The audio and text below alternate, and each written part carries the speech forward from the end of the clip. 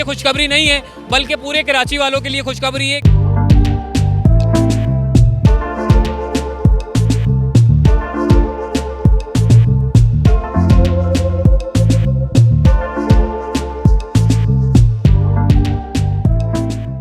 अस्सलाम वालेकुम, चलते फिरते मैं आपको खुशामदीद कहता हूँ। कोरंगी वालों के लिए खुशखबरी नहीं है बल्कि पूरे कराची वालों के लिए खुशखबरी है, क्योंकि नुमाइश पर एक और बड़ी लाइन जो है वो बनने जा रही है। येलो लाइन के काम का बाकायदा तौर पर आगाज़ हो गया है। तकरीबन 9 अंडरपासेस बनाए जाएंगे, 3 ओवरहेड ब्रिज बनाए जाएंगे और बिल आखिर येलो लाइन से कराची के बेशतर जो टुकड़ा है वो कवर होगा। जैसे कि आप दाऊद चौरंगी से ये लाइन शुरू होगी लांडी से, और ये पूरा इंडस्ट्रियल जोन जो कि कोरंगी का है, ये पूरे जोन से रोड गुजरते हुए जाम सादिक ब्रिज पर आकर जो है ये लाइन टकरेगी और वहाँ से गुजरते हुए ओल्ड कोरंगी रोड यानी कि पूरा DHA का रोड जो है वो वहाँ से येलो लाइन का बाकायदा तौर पर हम देखेंगे बसें चलेंगी और उसके बाद बिल आखिर FTC से टर्न मोड़कर सीधा शाहराह फैसल से होती हुई शाहराह कायदीन पर आएगी और शाहराह कायदीन से नुमाइश पर आकर जो है वो येलो लाइन बसें तकरीबन 268 के करीब जो है वो बसें जो है वो येलो लाइन में उतारी जाएंगी। 28 स्टेशन बनाए जाएंगे, 3 ओवरहेड ब्रिज बनाए जाएंगे, 9 अंडरपासेस बनाए जाएंगे।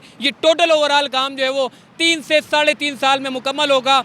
8 साल के बाद हम देख रहे हैं कि कम से कम येलो लाइन के काम का बाकायदा तौर पर आगाज़ हो गया। बात करेंगे नेस्पाक कंपनी के कंसल्टेंट से और F&M कंपनी जो कि अंडरपासेस और ओवरहेड ब्रिज बनाने के लिए जो सॉइलिंग टेस्टिंग कर रहे हैं उसके हेड से भी बात करेंगे। आखिर पूछेंगे उनसे कि येलो लाइन का काम कब तक मुकम्मल होगा और वर्क कंस्ट्रक्शन का काम जो शुरू हुआ है उससे शहरियों के जो जज्बात थे, जो यानी कि सिंध गवर्नमेंट के लिए, वो यकीनन अच्छे अल्फाजों में सिंध गवर्नमेंट को याद रखा जाएगा, क्योंकि सिंध गवर्नमेंट ने कराची शहर के लिए कोई अच्छा काम नहीं किया। मगर अब हम देख रहे हैं कि सिंध गवर्नमेंट ने भी अब काम अच्छे अच्छे करना शुरू कर दिए हैं।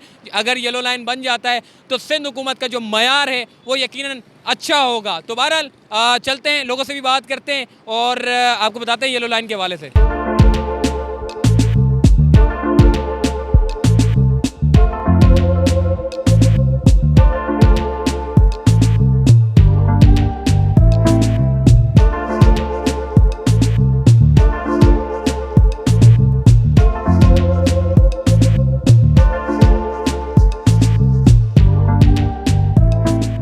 जी, इस वक्त हमारे साथ मौजूद है नेस्पाक कंपनी के सीनियर जियोलॉजिस्ट अली अकदस भाई। अली अकदस भाई, नेस्पाक कंपनी किसी तारुफ की मोहताज नहीं है और अब आप लोगों को एक बड़ा चैलेंजिंग काम देखने को मिला है, येलो लाइन, जिसके ऊपर कराची के शहरी तरस गए। ग्रीन लाइन तो बन गई, अब येलो लाइन के ऊपर काम कब शुरू होगा, ये बातें जो है वो 8 साल से सुन रहे थे, मगर अब हम देख रहे हैं कि इसका बाकायदा तौर पर काम का आगाज़ हो चुका है। कौन कौन सी जगहों पर क्या क्या काम हो रहे हैं, कितना वक्त लगेगा और ये जो येलो लाइन है इससे कितने लोग फ़ायदा उठा सकेंगे?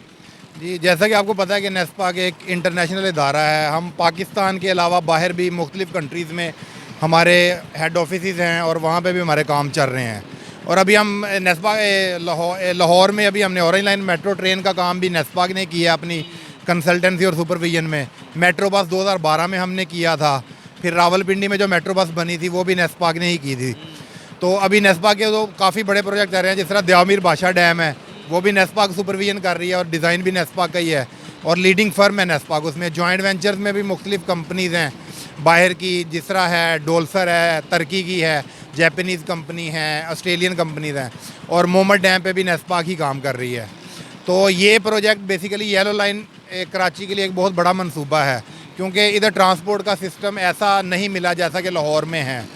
तो ये इसकी हमने इनिशियल फिजिबिलिटी स्टडी 2019 में स्टार्ट की थी और वो हमने सक्सेसफुली कंप्लीट की। अभी उसकी डिटेल्ड इन्वेस्टिगेशन चल रही है और इसकी बेस पे डिज़ाइन होगा हमारा इंशाल्लाह। इसको 45 डेज़ का हमारा काम है, उसके अंदर ही हमने अपनी रिपोर्ट वगैरह सबमिट करवानी है और उसके बाद इसकी कंस्ट्रक्शन स्टार्ट हो जाएगी इंशाल्लाह। ठीक है अली भाई, आप मतलब तरसे हुए लोग हैं, ग्रीन लाइन तो बन गया, यहाँ से नुमाइश से सुरजानी तक जाते हैं लोग, अब बात हो रही है रेड लाइन और येलो लाइन, ब्लू लाइन की। तो येलो लाइन के ऊपर अब बाकायदा तौर पर सिंध गवर्नमेंट ने अपना काम शुरू कर दिया है। यकीनन इसमें कितना वक्त लग सकता है इस पूरे काम में, क्योंकि नेस्पाक कंपनी एक बहुत बड़ी कंपनी है, बहुत सारी मंसूबे उसने मुकम्मल किए हैं। येलो लाइन उसके लिए बड़ा छोटा सा एक मंसूबा होगा।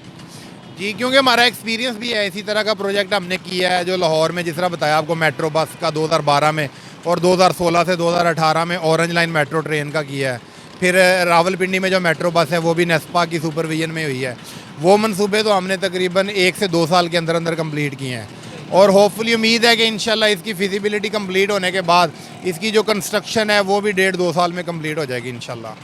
माशाल्लाह जी। अली भाई इस वक्त मौजूद थे और कुरंगी वाले और पूरे डिफेंस के लोग जो आने वाले जाने वाले लोग हैं उन लोगों के लिए अली भाई ने कह दिया है, और इंशाअल्लाह ये येलो लाइन बनेगी तो यकीनन इससे बेशुमार लोगों का जो है वो फ़ायदा होगा। आइए मज़ीद आगे चलते हैं।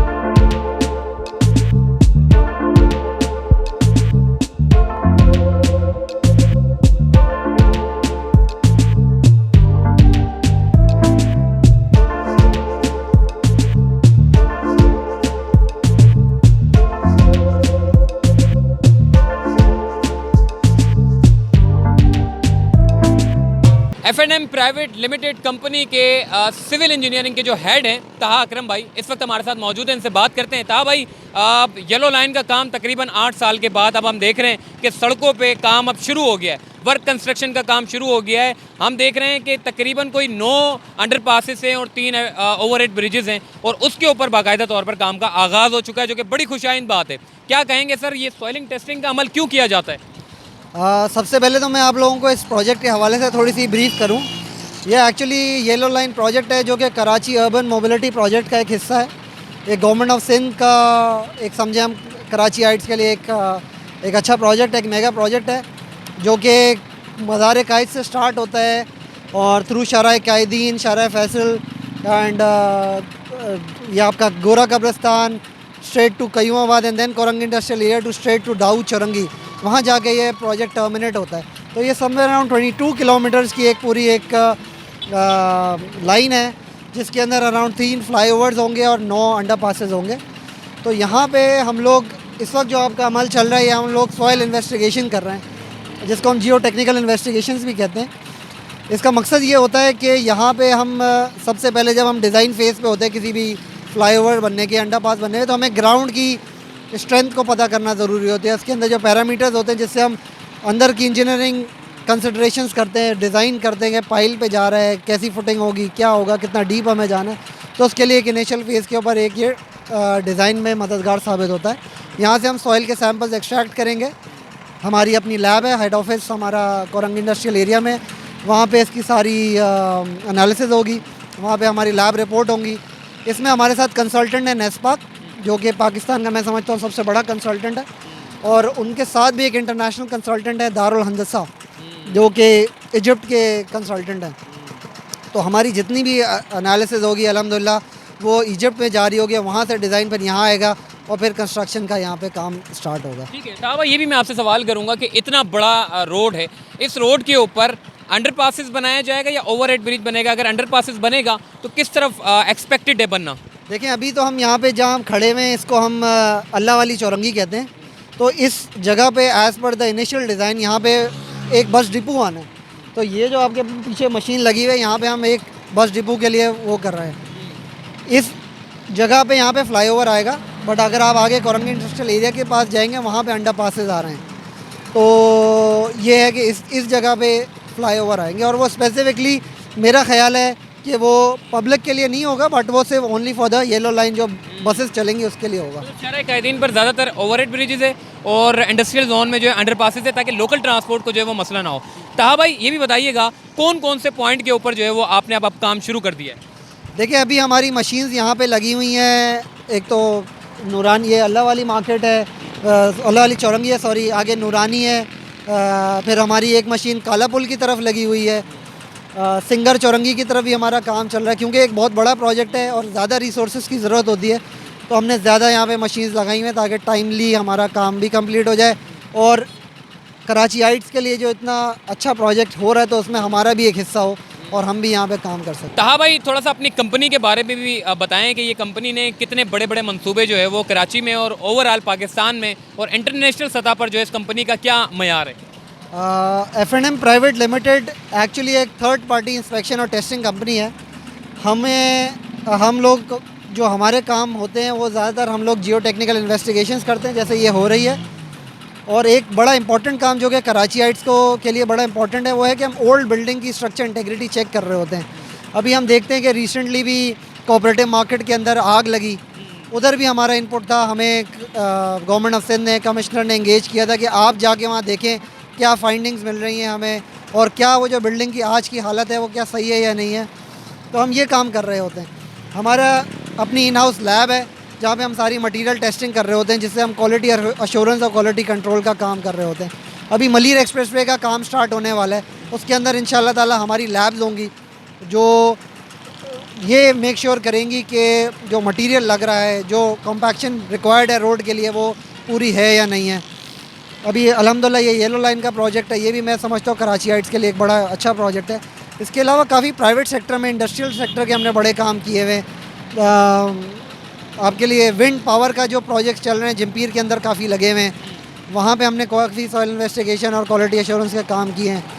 सुई गैस के साथ, के इलेक्ट्रिक के साथ, PSO के साथ, ये काफ़ी काम हमारे चलते रहते हैं और हमारी इसके लिए इन हाउस लैब है, हम ये सारी सर्विसेज उनको दे रहे होते हैं। ठीक है, एक आखिरी सवाल करूँगा था भाई, ये इस पूरा मंसूबे को बनाने के लिए कितना वक्त दरकार होगा?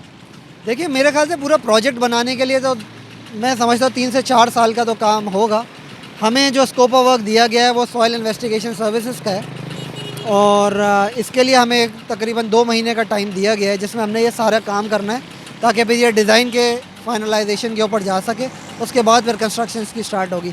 तो मैं समझता हूँ मेरे ख्याल से आज के बाद 3 से 4 साल तो लगने चाहिए इस प्रोजेक्ट को पूरा कंप्लीट होने में। ठीक है, अकरम भाई इस वक्त हमारे साथ मौजूद थे। आइए मज़ीद आगे चलते हैं।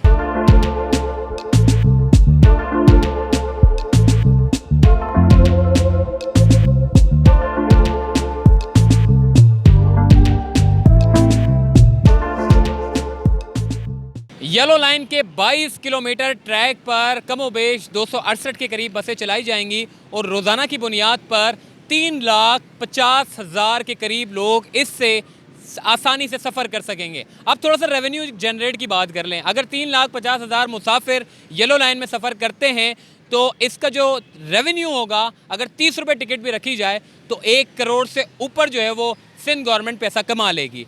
और ये देखें कि 1 महीने का जो रेवेन्यू होगा वो कमोबेश 30 करोड़ से मिलता जुलता होगा। मतलब 1 महीने में 30 करोड़ रुपया कमाएगी सिर्फ और सिर्फ येलो लाइन के ज़रिए, और ग्रीन लाइन अलग कमा के दे रही है। तो ओवरऑल अगर देखा जाए, अगर इस तरह के अच्छे मंसूबे बना दिए जाएं और शहरियों के लिए खोल दिए जाएं तो इससे कम से कम सिंध गवर्नमेंट को अच्छा खासा जो है वो फ़ायदा होगा और शहरियों को भी फ़ायदा होगा। मतलब गवर्नमेंट भी अच्छी हो जाएगी और शहरियों को सहूलत भी मिल जाएगी। तो इस तरह के काम जो है वो होने चाहिए, जिससे कम से कम आपके जो ख़जाने खाली पड़े हुए हैं उसको भरने के लिए इस तरह के मंसूबे जो है वो कारआमद साबित होते हैं। और ये काम गवर्नमेंट को अब सोचने होंगे और शायद यही वजह है अब इसको या तो इलेक्शन का सबब ले लें या वाकई सिंध गवर्नमेंट अच्छी हो गई है या फिर इलेक्शन से करीब करीब तैयारियां की जा रही हैं वोट बनाने के लिए। अब ये तो सिंध गवर्नमेंट ही बेहतर फैसला कर सकती है कि वाकई सिंध गवर्नमेंट अब अच्छी हो गई है या फिर वोट बैंक बनाने के सारे जरिए किए जा रहे हैं। तो चलते फिरते से मुझे दीजिए इजाज़त, तब तक के लिए अल्लाह हाफिज़।